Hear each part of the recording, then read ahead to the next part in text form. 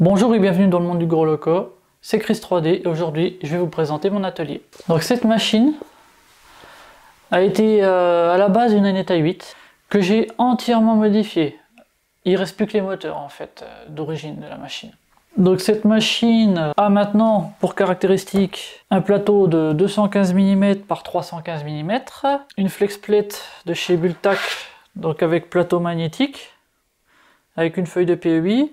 Et j'ai là derrière une deuxième feuille avec un Bultac. J'ai ici le boîtier avec une rampe 1.6 pardon, avec driver TMC 2208 et LV8729, une ventilation qui se met en route quand la buse est en route, un bouton pour la lumière, un bouton pour la ventilation, un voltmètre, sachant que c'est du 12 volts l'alimentation de la machine, donc elle met du temps à chauffer mais elle fait bien le travail. Des éclairages, un extrudeur à double engrenage avec ici un capteur de fin de filament un peu archaïque mais il fait le travail, un filtre pour enlever un peu avec un bout de mousse à l'intérieur pour enlever un peu les impuretés s'il y en a sur le filament, une extension USB ici pour pouvoir me brancher plus facilement avec l'ordinateur.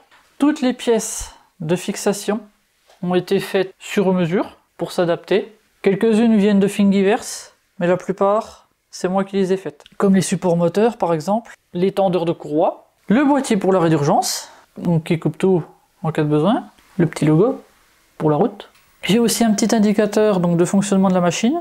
Au démarrage, il fait un test des LED, et après, il passe en blanc, et lors des impressions, en modifiant le script dans le slicer, on peut lui faire indiquer un code couleur par exemple pour dire je change de couche ou j'ai fini mon impression par exemple. Donc cette machine est passée totalement sur profil aluminium avec donc les galets V-slot. J'ai imprimé encore récemment avec donc du PETG vert transparent. Ces pièces là qui sont des brides pour pouvoir me tenir une attache sur des tubes. Le rendu est très bien, comme quoi pour une machine faite maison, ça fait bien le job.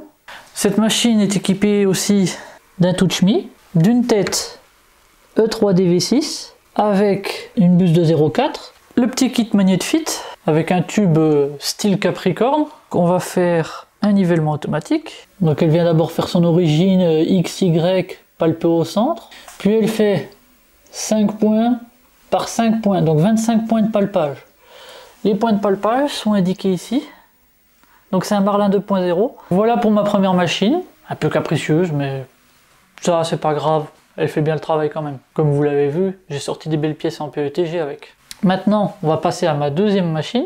Donc c'est ma Tevo Tornado, qui est en version Gold. Je lui ai mis un Mamoru Bot. Je l'ai un peu égratigné le Mamoru Bot, mais ça c'est pas grave.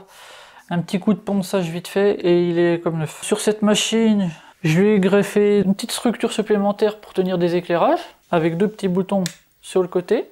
Mon petit indicateur, pareil, que j'ai branché sur la carte mère. On peut aussi commander individuellement, comme sur ma Rex 8, la couleur des petites LED là.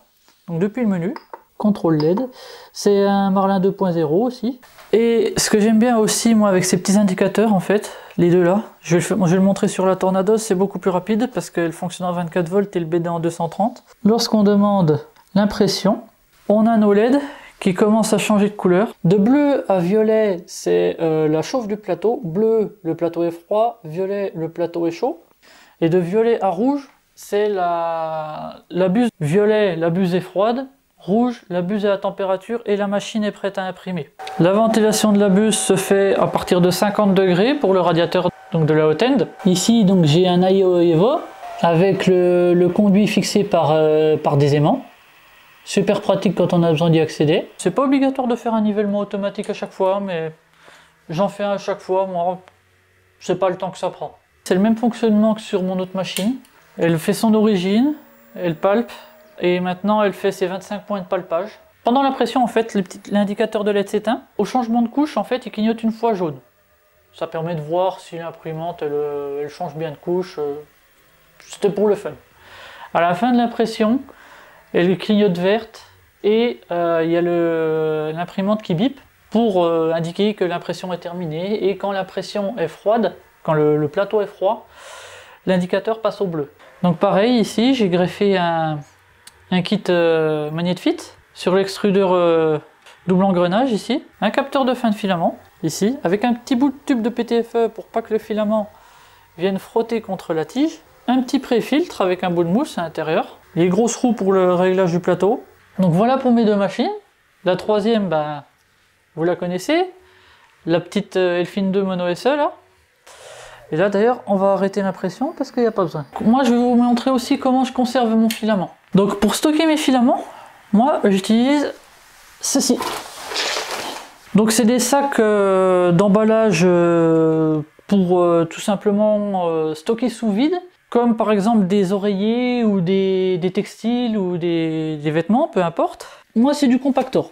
C'est des sacs tout simplement, on vient enlever la petite capsule, on met nos filaments à l'intérieur avec quelques petits sachets de gel de silice. Et ensuite on vient avec un aspirateur, comme ici. Moi j'ai fait un embout exprès pour pouvoir venir directement. On vient, on prend l'aspirateur, on le met là, on aspire et ça fait le vide à l'intérieur. Donc ça permet de stocker les filaments. Moi je trouve ça pratique. Et en plus de ça, c'est pas bien cher. Après en accessoire, pour décoller les prints, j'ai une spatule standard et la petite spatule Bultak qui est pas mal pour les gros prints. Certains auront remarqué aussi que dans la dernière vidéo, j'avais montré ceci en image de fond. C'est donc ma future imprimante que je suis en train de créer. Je l'ai appelée la Kit 3D. Je vous donnerai plus de détails prochainement, mais ça va être un monstre. J'espère que ça va être un monstre. Ça, on verra bien. J'ai donc mon établi là derrière, que je peux bouger aussi. Et donc ici, ben, j'ai mon bureau, là où je prépare mes impressions, et que je me délise aussi. Ben, voilà pour le tour de mon atelier. J'espère que vous aurez aimé.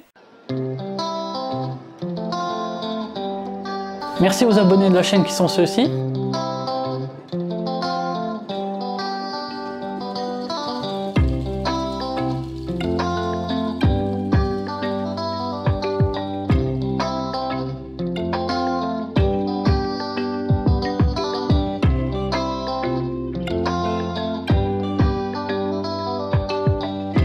Si vous avez aimé la vidéo, mettez un like, abonnez-vous à la chaîne, merci et à bientôt.